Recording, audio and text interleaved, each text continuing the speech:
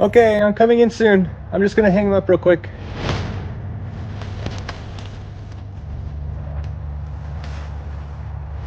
Oh, that is so cool.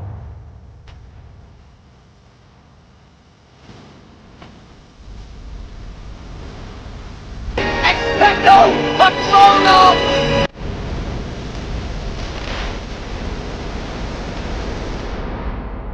Thank goodness for Harry Potter to come save the day. Today we're gonna talk about how I built this Dementor.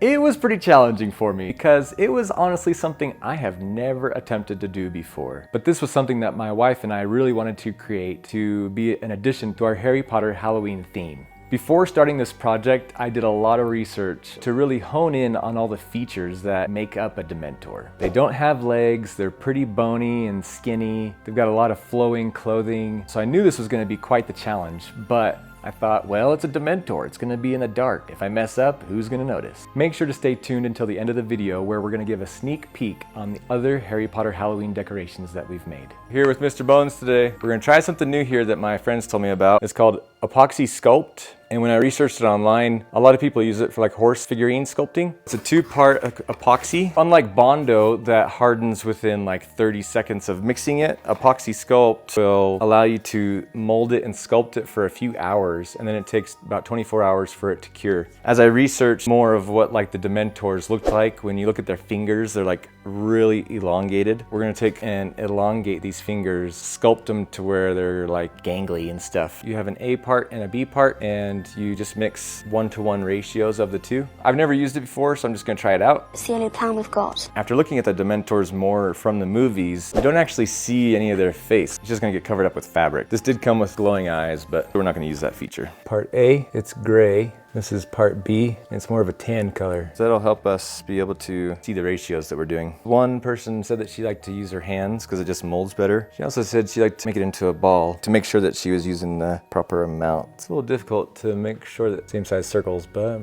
I think that should be good. So they said that they kind of pinched them together to make sure that they looked kind of the same. And the intent is to mix it where you don't see the difference in color, but more of a blended color. Like right now, I made a little snake, but it's not properly mixed, so that's not going to cure. More of a uniform color. I can't really tell the difference anymore of dark gray and the tan colors. I'm going to trim the fingers, almost like clipping fingernails, but much worse. We got a problem here. Regrowing bones is a nasty business. This is way malleable. I have some thin gauge wire that I'm gonna kind of use like rebar with concrete to give the ends of it some strength. I rolled it out, cut my piece of baling wire. I put it in and I'm pushing down on the wire and at the same time pinching up with my fingers to kind of wrap it like a hot dog.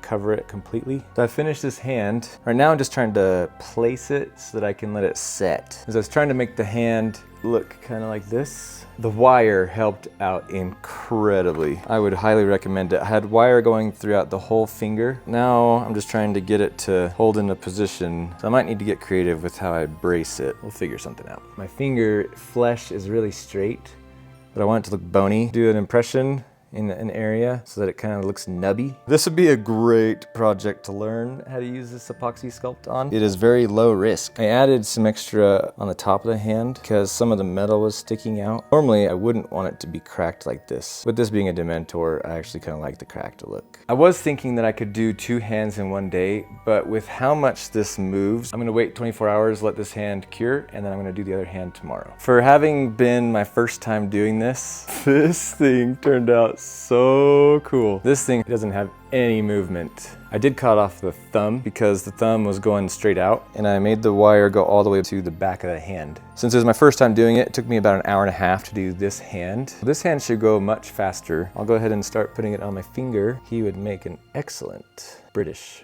person. Hey, would you like some tea? It's like making little biscuits. Oh. Oh, don't try one of them. Oh, no.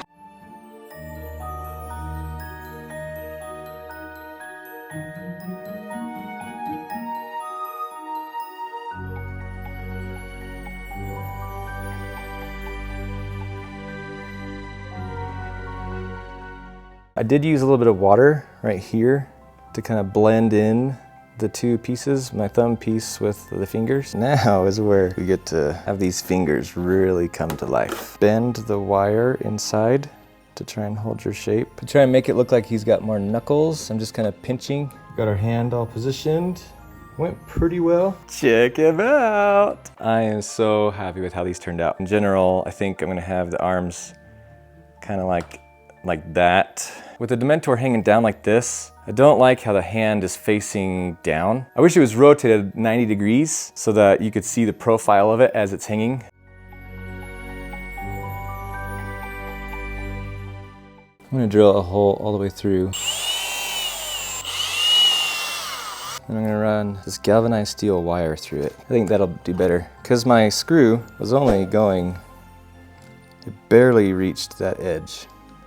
So long term, it was not gonna do the trick. If you thought threading a fishing hook was hard, this is gonna be a beast. I doubled it up, and now I'm just gonna wrap it around it, make it tight.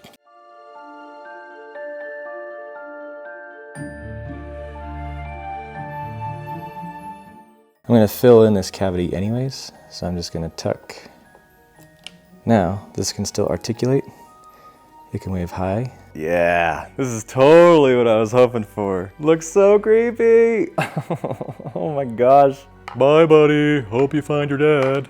We gotta fix his mouth. They make these jaws so weird. If you look at like your side profile of your jaw when it's open, it doesn't scoop back. His jaw should be coming out to here. We're gonna add the epoxy sculpt here to build it out. It'll look more realistic of a hole where they're sucking in.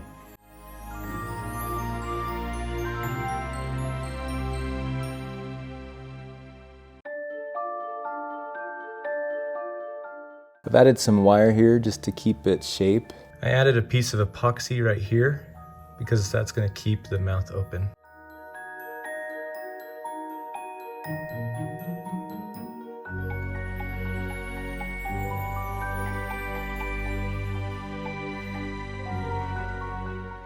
All right, it is time for the best part, actually adding all the fabric to the Dementor. First, we gotta do a couple things though. If you notice right here, his arms are a little too close together, so I'm gonna add a little piece of wood so that they stay further apart. I'm gonna kind of tie his arms back so that they sit in this position here. But this is a little bit too low for me, so I've rigged him up onto our bike rack from the ceiling, and we're gonna hoist him up.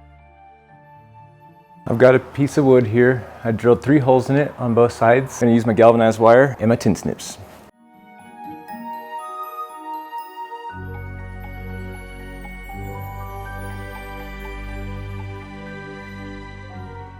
I got 4 yards of fabric here that I just folded in half. And basically, I'm just gonna use hot glue on the head and then just start draping it over the head.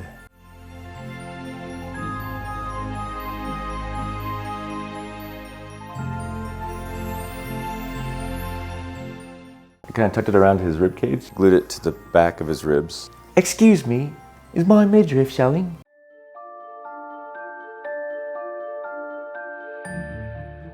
If you recall, before we had 2 layers of fabric over his face, I thought it kind of added too much fabric to his face. If you look at the videos of the Dementors, you can't really see the outline of the skull, but you can see that it's not like a mummy looking. I really wanted to keep the face as narrow as possible. Pulled the bottom up now, and I've tucked it up around his chest cavity. Got this other material. It's really lightweight. I wanted to give it another layer of texture. We're gonna put this on first. Our Dementor needs to work out, looking a little bony. I tied kind of a belt around him. When he's like this, the fabric stays close to his torso. I'm gonna raise him up and start cutting the strips of this second layer of fabric. I'm just taking the fabric cloak and I'm working from left to right. I'm cutting roughly 6 inches. Now this is heavier upholstery. I'm gonna cut them into thinner strips so that they flow easier when they're exposed to the wind. I cut off all of the excess of this layer, and now I'm just gonna wrap it around his arm.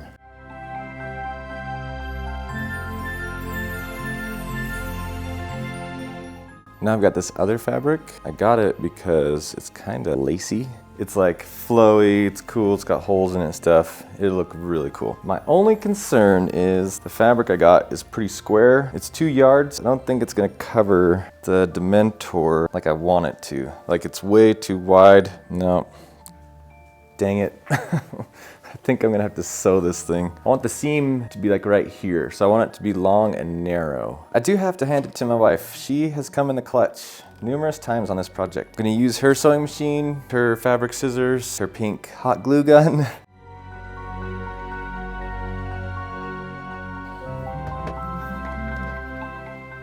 I'm not too man enough to admit that I need help threading this thing. So my wife's gonna help me.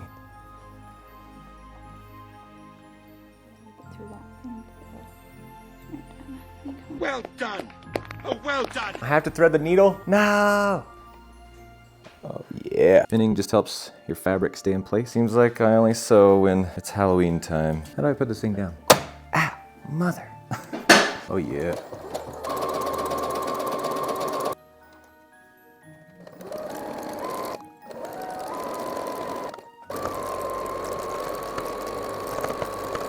That's the seam right there. I want to put the seam at the back of the head. Yeah, that fits much better. Kind of go around his neck like that. So I'll attach it so it covers up his bicep. I think we're in business.